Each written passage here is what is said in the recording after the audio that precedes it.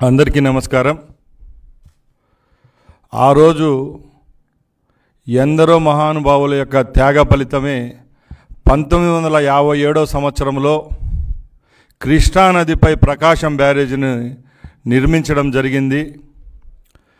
ఈ రోజుటికి ప్రకాశం బ్యారేజ్ అంటే కృష్ణా గుంటూరు జిల్లా వాసులకు ఒక జీవనాడి లాంటిది. ఎందుకంటే దానివల్ల సుమారు 20 లక్షల ఎకరాల భూములకు నీరు అందిస్తున్నాం, లక్షలాది మందికి తాగునీరు కూడా ఇస్తున్నామంటే అది కేవలం ప్రకాశం బ్యారేజ్ వల్లే. ఈరోజు వర్షాలతో ప్రకాశం బ్యారేజ్ పూర్తిగా నిండిపోతే ఆ బ్యారేజ్నే నామరూపాలు లేకుండా చేయాలని కుట్ర పందింది ఎవరో మీ అందరికీ తెలియజేస్తున్నాం. ముఖ్యంగా జగన్మోహన్ రెడ్డి అనే వ్యక్తి ప్రభుత్వాన్ని కోల్పోయిన తర్వాత, ప్రతిపక్షంలోకి ఉన్న తర్వాత ఇలాంటి ఎన్నో దుర్మార్గమైన చర్యలకు ఆయన యొక్క నాయకులైతేనే పాల్పడుతున్నారంటే దాంట్లో ఏ విధమైన అతిశయోక్తి లేదు. ఎందుకంటే దానికి ఉదాహరణే మొన్న 10 రోజుల ముందు జరిగిన విషయాలన్నీ మీ దృష్టికి తీసుకొని పోతున్నా. ముఖ్యంగా ఆ రోజు సెప్టెంబర్ 2వ తారీఖున భారీ వర్షాల వల్ల ప్రకాశం బ్యారేజ్ నిండడం జరిగింది. ఆ రోజున తెలుగుదేశం పార్టీ ప్రభుత్వం ఉంది. ఇప్పుడు ప్రతిపక్షంలో ఉన్న జగన్మోహన్ రెడ్డి అనుచరులు ఎవరైతే ఉన్నారో తలసిల రఘురాం, ఆయన గురించి మీకు చెప్పనవసరం లేదు. గత 5 సంవత్సరాల ముందు ప్రభుత్వం ఎప్పటి నుంచి ఉన్నదో అప్పటి నుంచి ఇప్పటి వరకు కూడా జగన్మోహన్ రెడ్డికి పర్సనల్ అసిస్టెంట్గా ఒక ఎమ్మెల్సీగా వ్యవహరిస్తున్న అతను తలసిల రఘురాం అంటే. ఆ తర్వాత నందిగామ సురేష్ జీవితం అంతా ఒక క్రైమ్ స్టోరీ. ఎందుకంటే ఆ రోజు తెలుగుదేశం పార్టీ ఆఫీస్ పైన దాడి చేసిన దాంట్లో ముఖ్య కుట్ర పొందిన వాళ్ళలో ముఖ్య వ్యక్తి ఎవరన్నా ఉన్నారంటే అది ఆయన నందిగామ సురేష్. ఈరోజు ఆయన కటకటాల పాలు అవడం కూడా జరిగింది. అలాగే వాళ్ళ కోమటి రామ్మోహన్, ఉషాద్రి వీళ్ళంతా పక్కా వైసీపీకి చెందినవారు కాదా అని నేను జగన్మోహన్ రెడ్డిని అడుగుతున్నా. మీరు చేసింది ఏంటంటే తెలుగుదేశం పార్టీ అధికారంలోకి వచ్చి ఇలాంటి విపత్తులు సంభవించిన రోజు మేము ఆ ప్రభుత్వం ప్రజలకు అండగా ఉండామని చెప్పి మేము ఒక పక్కల కష్టపడి పనిచేస్తూ ఉంటే నీ యొక్క నాయకులు చేస్తున్న రాద్ధాంతం ఏం చెప్తున్నా మేము ముందరికి తీసుకొస్తున్నాం. ఆ రోజు గుంటూరు జిల్లాకు సంబంధించిన పడవలు ఏవైతే 3 పడవలు సుమారు ఒక్కొక్క పడవ 50 టన్నులు ఉంటుంది. 120 టన్నుల పడవలు వచ్చి ప్రకాశం బ్యారేజ్ యొక్క కౌంటర్ గేట్స్ను ఢీకొన్నాయంటే ఒకసారి అందరూ గమనించాలా.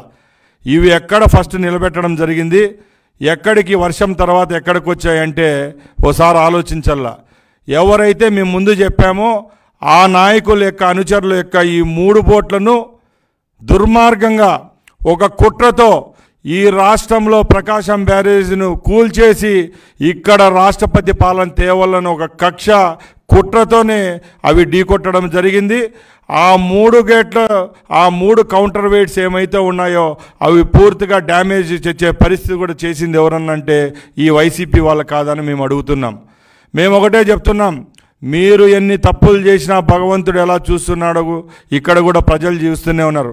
కేవలం 2 రోజుల్లోనే ఆ కౌంటర్ వెయిట్ స్థానాల్లో కొత్తవి తెచ్చి మరమ్మతులు చేయించిన ఘనత చంద్రబాబు నాయుడుకు దక్కుతుందని ప్రజలకు నేను చెప్తా ఉన్నా. అలాగే జగన్మోహన్ రెడ్డి అనే వ్యక్తికి సిగ్గు శరం ఉంటే నువ్వు ప్రతిపక్షంలో ఉండి ప్రతిపక్ష నాయకుడిగా ఏ రోజైనా వ్యవహరించావని నేను అడుగుతున్నా. ఇక్కడ ప్రజల కష్టాల్లో ఉంటే నువ్వు 2 రోజుల్లో ఒక 20 నిమిషాలు కూడా ప్రజల కోసం ప్రజల యొక్క కష్టాల గురించి ఆలోచించే టైం నీకు లేదని మేము అడుగుతున్నాం. ఈరోజు 2 సంఘటనల్లో ఎవరైతే దోషిగా ఉన్న నందిగామ సురేష్ కోసం నీ మాజీ ఎంపీ ఆయన కోసం నువ్వు హడావుడిగా బెంగళూరు నుంచి ఈరోజు గుంటూరు జైలుకి వచ్చి ఆయన ఏదో ఒక స్వాతంత్ర సమరయోధుడు జైల్లో ఉన్నట్టు నువ్వు వచ్చి అక్కడికి వచ్చి పరామర్శించడం జరుగుతూ ఉంది. అలాగే ఇక్కడ లక్షలాది మంది ప్రజలు 12 రోజుల నుంచి ఈ భారీ వర్షాల వల్ల కష్టాలు అనుభవిస్తుంటే నీకు ఆ ఆకలి కేకలైతేనే మా కష్టాలైతే నీకు పట్టవని ఆయన మేము జగన్మోహన్ రెడ్డిని అడుగుతున్నాం. జగన్మోహన్ రెడ్డి, నువ్వు గురువింద గుందె సామెత ఏమైతే ఉందో అది నువ్వు పాటిస్తా ఉన్నావు. నీ సొంత జిల్లా, నువ్వు ఏ ప్రాంతంలో అయితే పుట్టావో ఆ ప్రాంతంలో నువ్వు ముఖ్యమంత్రిగా ఉన్న రోజు పింఛా ప్రాజెక్టు, అన్నమయ్య ప్రాజెక్టు కొట్టుకొని పోతే అక్కడ 100 మందికి పైగా చనిపోతే ఈ రోజుటికి నువ్వు వాళ్ళకు ₹1 ఇచ్చిన పాపాను పోలేదు, వాళ్ళ కష్టాలు పట్టించుకునే పాపాను పోలేదు. ఈరోజు మా ప్రభుత్వం విజయవాడకు 100 సంవత్సరాల్లో ఎప్పుడూ లేని విధంగా వర్షపాతం నమోదయ్యి ఇక్కడ ఈ సమస్యలు వచ్చింటే మా ముఖ్యమంత్రి గారు 12 రోజుల నుంచి ఆయనే ఇక్కడ ఎక్కడైతే అది జరిగిందో ప్రతి ఒక్క రోజు క్షేత్రస్థాయిలో నియోజకవర్గ నాయకులైతేనే, మినిస్టర్లు అయితేనేం, ఎమ్మెల్యేలు అయితేనేం అధికారులందరినీ మోహరించి ప్రజల కష్టాల్లో నేనున్నానంటూ సేవ చేయడం లేదని మేము అడుగుతున్నాం. అంతే తప్పక నువ్వు అన్నమయ్య ప్రాజెక్టు, పింఛా ప్రాజెక్టు నిర్వాసులకు ఏ విధమైన ఘనకార్యం చేసినావు, ఏ విధమైన సాయం చేసినావో ప్రజలందరూ చూస్తూ ఉన్నారు.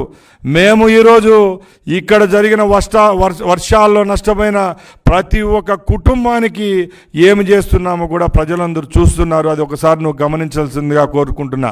అలాగే నేను జగన్మోహన్ రెడ్డి గారికి ఒకటే అడుగుతున్నా, నువ్వు ఈరోజు ఒక దుర్మార్గమైన వ్యక్తి నందిగామ సురేష్ అనే వ్యక్తి ఆ రోజు తెలుగుదేశం పార్టీ కార్యాలయంపై దాడి చేయించిన దానిలో మొట్టమొదటి వాడు ఎవడన్నా ఉన్నాడంటే ఆ నందిగామ సురేషే. ఆయన్ను చూడడం ఓకే, నీ పార్టీ లీడరు, నీ పార్టీ ఎక్స్ఎంపీ కాబట్టి వచ్చినావు, ఆయన పరామర్శించినావు, వెళ్ళిపోవాలా. బయట ప్రెస్ మీట్ పెట్టి ఏం మాట్లాడినావు ఒకసారి రికార్డులు పరిశీలించాల్సిందిగా నేను కోరుకుంటున్నా. ఎందుకంటే నువ్వు 3 నెలలైంది ప్రభుత్వం కోల్పోయి, మేము అధికారంలోకి వచ్చి 3 నెలలు అవుతుంది. ఏ విధమైన సంక్షేమ పథకాలు మేము ప్రవేశపెట్టినామో ప్రజలందరూ వాళ్ళకు అందుతున్నాయి కాబట్టి, అవి వాళ్ళు అనుభవిస్తున్నారు కాబట్టి వాళ్ళకు దాంట్లో ఉన్న గొప్పతనం వాళ్ళకు తెలుస్తుంది తప్పక నువ్వు టైం దొరికినప్పుడల్లా వెళ్ళిపోయి బెంగళూరు ప్యాలెస్లో దాంకుండేవానికి నీకేం దొరుకుతుందని మేము అడుగుతున్నాం. ముఖ్యంగా సూపర్ 6, సూపర్ 7 అని కొన్ని అవాకులు చవాకులు పేలాడు ఈయన జగన్మోహన్ రెడ్డి. మేము అడుగుతున్నాం, సూపర్ 6లో ఏ పథకాలు మేము పెట్టాము నువ్వు ఒకసారి చూసావా మా మేనిఫెస్టోని అని మేము అడుగుతున్నాం. సూపర్ 6లో ఏవైతే మేము చెప్పామో నిక్కచ్చిగా ఆ కార్యక్రమాలు ఈరోజు ప్రజలకు అందే విధంగా గత 3 నెలల నుంచి మేము అందుబాటులో వచ్చే విధంగా చేస్తున్నామనే దానికి చెప్పేదానికి కూడా మాకు గర్వంగా ఉంది. సూపర్ 6లో మేమేమైతే చెప్పామో ఆ రోజు అవన్నీ తూచా తప్పకుండా ఈరోజు ప్రజలకు అందిస్తున్నాం. ముఖ్యంగా 4,000 రూపాయలు పెన్షన్ చెప్పాం, 4,000 రూపాయలు ఇస్తున్నామా లేదని అడుగుతున్నాం. అలాగే ఆ రోజు మేము చెప్పిన విధంగా స్కిల్ సెన్సెస్ తీస్తానన్నాం, ఈరోజు తీస్తున్నామా లేదని అడుగుతున్నాం. అదేవిధంగా మేము అన్నా క్యాంటీన్లు, ఏ క్యాంటీన్లు అయితే లక్షలాది మంది పేద ప్రజలకు కడుపు నిండా అన్నం పెట్టే పథకాన్ని ఆ రోజు చంద్రబాబు నాయుడు గారు 2014 నుంచి 19 వరకు ఇచ్చారో ఆ కార్యక్రమాన్ని దుర్మార్గంగా నువ్వు 5 సంవత్సరాలు పక్కన పెడితే మా ప్రభుత్వం వచ్చిన 2 నెలల్లోనే రాష్ట్రంలో మొదటి విడతగా 100 క్యాంటీన్లను ఒకే రోజు స్టార్ట్ చేసి ఎంతో శుభ్రమైన భోజనాన్ని ఒక నోడల్ ఏజెన్సీ లాంటి ఇస్కాన్ సంస్థకిచ్చి పారదర్శకంగా భోజనాన్ని అందించే పథకాన్ని ఈ ప్రభుత్వం ఇస్తుందా లేదని మేము అడుగుతున్నాం. అలాగే సూపర్ 6లో ఏవైతే చెప్పామో చెప్పనోటి కూడా ఇచ్చేదానికి ఈరోజు మా ముఖ్యమంత్రి గారు కంకణబద్ధులు అయి ఉంటే నువ్వు సూపర్ 6 గురించి సూపర్ 7, 8 అని చెప్పి అవాకులు చవాకులు పేలడం చాలా తప్పు. దీన్ని నువ్వు ఇలాగే కంటిన్యూ చేస్తే మీ 11 కూడా 1గా నిలిచిపోయే రోజు వస్తుందని చెప్పి నేను హెచ్చరిస్తున్నాను. అలాగే ఈరోజు కొన్ని విషయాలు మీ దృష్టికి తీసుకొని పోవాలా. ఈ ప్రభుత్వం ఏర్పడి 3 నెలలు అయింది, ఏ విధమైన కుట్రలు లేవు. ఈ రాష్ట్రంలో ఎక్కడ చూసినా సుభిక్షంగా ఉన్నారు. ఎవరికైనా ఏదైనా సమస్య వస్తే ఒక పెద్ద ఆయన పైన ముఖ్యమంత్రిగా ఉన్నాడని సంతోషంగా వాళ్ళ పనులు వాళ్ళు చేసుకుంటా పోతున్నారు. నువ్వు 5 సంవత్సరాలు అధికారంలో ఉన్న రోజులు చీకటి రోజులు చూసినాం. ఎక్కడ చూసినా దాడులు, తెలుగుదేశం పార్టీ కార్యకర్తలైతేనే వైసీపీ గూండాల చేతిలో 8 మంది హత్య అయ్యారో అందరూ చూస్తూ వచ్చారు. అలాగే వ్యాపారస్తులపై దాడులు, రైతులపై దాడులు, ఎక్కడన్నా ఒక గవర్నమెంట్ కాదు ప్రైవేట్ ఇన్స్టిట్యూట్స్ వస్తే పెట్టేదానికి కూడా జంకే పరిస్థితి నువ్వు ఆ రోజు తీసుకొని వస్తే నారా చంద్రబాబు నాయుడు గారు ముఖ్యమంత్రి అయిన తర్వాత ఈ వరదల్లో కూడా వందలాది మంది ఎవరైతే వ్యాపారస్తులు ఉంటారో, ఇక్కడ విద్యా సంస్థలకు చెందిన వారు, ఫ్యాక్టరీస్ ఉండేవాళ్ళు, ప్రతి ఒక్కరూ అందరూ ముఖ్యమంత్రి గారిని కలుస్తూ వాళ్ళు సంఘీభావం తెలియజేస్తూ వాళ్ళకి తోచిన ఏవైతే అమౌంట్స్ ఉన్నాయో కోట్లాది రూపాయలు ఈ ప్రభుత్వానికి ప్రజలకు ఇస్తున్నారంటే అది కేవలం చంద్రబాబు నాయుడు గారి మీద, ఆయన ప్రభుత్వం మీద ఉండే గౌరవమే అని సగర్వంగా నేను తెలియజేసుకుంటున్నా. అలాగే జగన్మోహన్ రెడ్డికి మేము ఒకటే హితవు పలుకుతున్నాం. ఎన్నో తప్పులు చేసినావు, ఆ తప్పులు కప్పిపుచ్చుకునేదానికి ఈరోజు మళ్ళీ ప్రజల్లోకి వస్తున్నావు. అది వచ్చినవి నువ్వు ఏదైనా నీ దగ్గర ఉండే ఎవిడెన్స్తో మాట్లాడవలసిందిగా కోరుకుంటున్నా. ఎందుకంటే ఈరోజు సాక్షి పేపర్లో మా యువ నాయకులు గౌరవనీయులైన లోకేష్ బాబు గారి గురించి ఒక ఆర్టికల్ రాశారు మీ సాక్షి పేపర్ వాళ్ళు. దాంట్లో ఒకసారి గమనించాలి, ఆ పేపర్ కటింగ్ కూడా మీకు చూపిస్తున్నా. ఈ పేపర్ కటింగ్లో ఏమనుందంటే, గత 2 నెలల ముందు ఎవరైతే ఇసుక బోట్లల్లో వచ్చి ఇసుకను తీసుకొని పోయే వాళ్ళు వాళ్ళ సమస్యల మీద వచ్చి మంత్రి గారికి విన్నవించే విధంగా ఒక అర్జీ ఇచ్చే కార్యక్రమంలో ఆ రోజు పాల్గొనడం జరిగింది. ఆ కార్యక్రమాన్ని ఈరోజు మీ సాక్షి వాళ్ళు ఎలా రాశారంటే, ఈరోజు ఈ ప్రకాశం బ్యారేజ్ ఘటనలో ఎవరైతే ముద్దాయిలు ఉంటారో వాళ్ళంతా తెలుగుదేశం పార్టీ కార్యకర్తలు అని చెప్పి నీ పేపర్లో, ఈ పచ్చ పేపర్లో నువ్వు రాసినావంటే ఒకసారి నీ మానసిక స్థితి నీకైతేనే మీ పేపర్ యొక్క యాజమాన్యానికి ఏ విధంగా ఉందో ఒకసారి అర్థం చేసుకోవాల్సిందిగా నేను కోరుకుంటున్నా. చెప్పుకుంటా పోతే ఎన్నో సమస్యలు ఉన్నాయి. సమస్యలను సాల్వ్ చేసుకునేదానికి మీ యొక్క పార్టీ ముందుకు రావాలే తప్పక ఇలాంటి దరిద్రమైన కార్యక్రమాలు, అవాకులు చవాకులు పేలవకుండా ఉండాలని నేను కోరుకుంటున్నా. అలాగే నేను జగన్మోహన్ రెడ్డి గారికి ఒకటే అడుగుతున్నా, నువ్వు ఎంతసేపు ఈ రాష్ట్రంలో ఉన్న ప్రజలందరినీ ఒకటే మాట అంటావు. ఈరోజు కూడా ప్రెస్ మీట్లో చెప్తా వచ్చాడు ఆయన. మామయ్య అంటాడు, అన్న అంటాడు, చెల్లెలు అంటాడు, తాతలు అవ్వలు అంటాడు.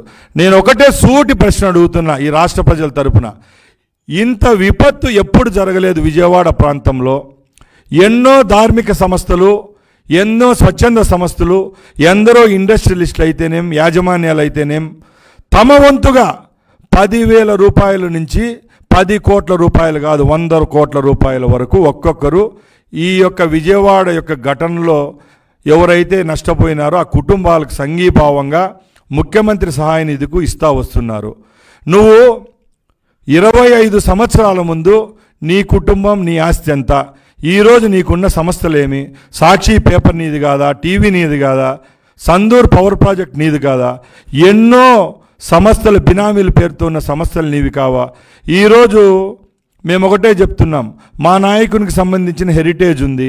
ఎన్నో సంస్థలు చాలామంది అన్ని ప్రాంతాల్లో ఉన్న వాళ్ళ వ్యక్తులకైతే ఉన్నాయి. వాళ్ళందరూ వచ్చి తమ వంతుగా ఈ రాష్ట్ర ప్రజలకైతేనేం, ఈ జిల్లా వాసులకు సంఘీభావం తెలిపి కొంచెం అమౌంట్ ఇస్తా అంటే నీ సాక్షి పేపరు మీ ఆవిడకి సంబంధించినదని మీరు చెప్పుకుంటూ ఉంటారు కదా. ఈ ప్రజలపైన మమకారం ఉంటే కేవలం 1 రూపాయి అయినా ఈ ప్రజల కోసం మీరు చెక్ ఇచ్చారా అని నేను జగన్మోహన్ రెడ్డిని అడుగుతున్నా. ఎందుకంటే ఇది చాలా బాధాకరం. ఆ రోజు మేము ప్రతిపక్షాల్లో ఉన్నప్పుడు కూడా అన్నమయ్య ప్రాజెక్టులో 40 మంది చనిపోతే మా ముఖ్యమంత్రి గారి సతీమణి 40 లక్షల రూపాయలు ఆ కుటుంబాలకు హెరిటేజ్ సంస్థ ద్వారా ఇచ్చారంటే వాళ్ళ గొప్పతనం ఎక్కడ? ఈరోజు వేలాది కోట్లు ఈ రాష్ట్ర ప్రజల యొక్క ఆస్తులను దోచుకొని వాళ్ళ యొక్క ఏమైతే ఉంటాయో వాళ్ళని అడ్డం పెట్టుకొని దందా చేసి సంపాదించుకునే డబ్బును నువ్వు 1 రూపాయి అయినా ఈ ప్రజల కోసం ఇచ్చావా అని నేను అడుగుతున్నా. ఇలా చెప్పుకొని పోతే జగన్మోహన్ రెడ్డి తప్పులు చాలా ఉన్నాయండి. మేము ఒకటో జగన్మోహన్ రెడ్డికి సూటి ప్రశ్న అడుగుతున్నా. ఫస్ట్ ఈ ప్రాజెక్టుల గురించి మాట్లాడేటప్పుడు మన ఉమ్మడి కడప జిల్లాలో ఉన్న అన్నమయ్య అలాగే పించా ప్రాజెక్టు నీ హయాంలోనే కూలిపోయినాయి, 2 నీటిపాలైపోయినాయి, కొట్టుకొని పోయినాయి. సుమారు 60-70 మంది చనిపోయినారు. ఆ లిస్టు కూడా లేదు. ఆ రోజు ఆ కాంట్రాక్టర్లు ఎవరు, దానికి ఎవరు కారకులు? 5 ఏళ్ళు నువ్వు ముఖ్యమంత్రిగా ఉన్న రోజు ఏ రోజైనా ఆలోచించావా? అది గుర్తులేదు. కానీ ఈరోజు విజయవాడకు 100 సంవత్సరాల నుంచి ఎప్పుడు రాని విధంగా కృష్ణాకు వరద వస్తే ప్రకాశం బ్యారేజు అది ఒక మన ఏమంటారు గుడి లాంటి ప్రకాశం బ్యారేజ్కు నీ యొక్క అనుచరులు నీ యొక్క చెంచాలు పడవలతో ఢీ కొట్టించి ఆ ప్రాజెక్టునే ఒక ప్రశ్నార్థకంగా చేయాలని వాళ్ళు ప్రయత్నిస్తే అది చాలించేసి ఈరోజు ఎవడైతే నిందితుడు ఉంటాడో వాడిని నువ్వు జైల్లో వచ్చి చూసేది పోక బయటకు వచ్చి సూపర్ 6లు సూపర్ 7లు అని చెప్పి మా ప్రభుత్వంపై ఎదురుదాడి చేయడం ఇది ఎంత మటుకు నిజమని నేను అడుగుతున్నా. అలాగే జగన్మోహన్ రెడ్డి గారికి మేము ఒకటే చెప్తున్నా, ఈరోజు మీడియా మీటింగ్లో కూడా ఆయన ఒకటే అడిగాడు, నేను చూశాను. దాంట్లో ఏమని చెప్పి వచ్చాడు, వాలంటీర్లందరినీ తెలుగుదేశం పార్టీ సాధిస్తుందని చెప్పాడు, గ్రామ సెక్రటేరియట్ వ్యవస్థను నిర్వీర్యం చేసిందని చెప్పాడు, ఉచిత బియ్యం ఏమైతే ఉన్నాయో ఇంటికి చేరడం లేదని చెప్పాడు, ఏ కార్యక్రమాలు మేము చేపడుతున్నామో ఆ కార్యక్రమాలన్నీ తప్పని చెప్తున్నాడు. అయ్యా నేను ఒకటే నిన్ను అడుగుతున్నా, ఏ రోజైనా నువ్వు 31వ తారీఖున ఈ రాష్ట్ర ప్రజలకు పెన్షన్ ఇచ్చావా అని అడుగుతున్నా. మా ముఖ్యమంత్రి గారి గొప్పతనం ఏమంటే ఈ నెలలో 1వ తారీఖు ఆదివారం వస్తే మేము ఎమ్మెల్యేలు అయితేనే మినిస్టర్లం అయితేనే సార్ ఆదివారం వచ్చింది 2వ తారీఖుని ఇద్దాం సార్ పెన్షన్ అంటే నథింగ్ డూయింగ్ 31వ తారీఖున శనివారం వచ్చింది పెన్షన్లు ఇద్దామని చెప్పిన ఘనత చంద్రబాబు నాయుడు గారికి దక్కిందే తప్పగా నీలాగా బటన్లు ఒత్తుతానని చెప్పి కరెంటు లేని బటన్లు ఒత్తి కరెంటు లైట్ ఎట్లా పడలేదో ఎక్కడెక్కడ అకౌంట్లలో డబ్బు లేని బటన్లన్నీ ఒత్తి ప్రజలకు ఏ రోజు సరైన సమయానికి చెప్పిన విధంగా ₹1 కూడా ఇవ్వలేని దరిద్రమైన పరిస్థితి నువ్వు ఆ రోజుల్లో ఉన్నావు. ఈరోజు రాష్ట్రాన్ని చుట్టుపక్కలున్న రాష్ట్రాలు అయితేనేం బయట దేశాలు కూడా చూస్తూ ఉన్నాయి. చంద్రబాబు నాయుడు గారు వచ్చారు, మరొక్కసారి ఈ రాష్ట్రానికి జీవనాడైన పోలవరం మరొకటి అమరావతిని పూర్తి చేస్తారని ఎంతో ధైర్యంగా ఈ రాష్ట్ర ప్రజలు అందరూ వేచి చూస్తూ ఉన్నారే తప్పగా నీ యొక్క అసంబద్ధమైన మాటలు వినే పరిస్థితులు ఈ రాష్ట్ర ప్రజలు లేరని తెలియజేసుకుంటూ సెలవు తీసుకుంటున్నా. జై హింద్.